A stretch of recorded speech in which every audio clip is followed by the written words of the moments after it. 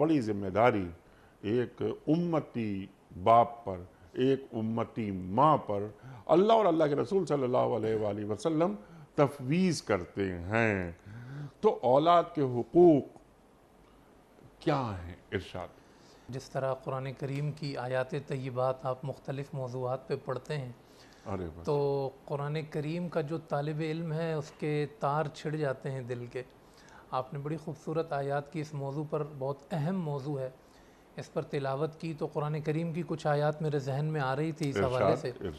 ایک تو یہ کہ قرآن کریم نے اولاد کو ہمارے لیے ہبہ اور تحفہ قرار دیا۔ سبحان اللہ۔ اللہ پاک سورۃ الشورى میں فرماتا ہے کہ یَہَبُ لِمَن یَشَاءُ إِنَاثًا وَیَہَبُ لِمَن یَشَاءُ الذُّکُورَ۔ یَہَبُ کے الفاظ ہیں، وہابہ یہبو کے معنی ہوتے ہیں ہبہ کرنا، تحفہ دینا۔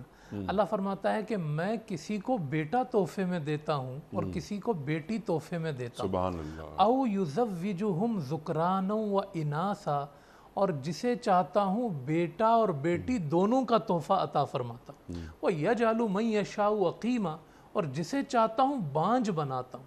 اولاد دینا نہ دینا، بیٹا دینا بیٹی دینا، یہ سب میرے فیصلے ہیں۔ سبحان اللہ۔ تو اللہ نے اسے ایک تو تحفہ قرار دیا ہے ہمارے لیے، اس کی رحمت اور اپنا فضل قرار دیا۔ دوسری طرف یہ خدا کے نبیوں کی سنت ہے کہ وہ اپنے رب سے اولاد مانگا کرتے تھے۔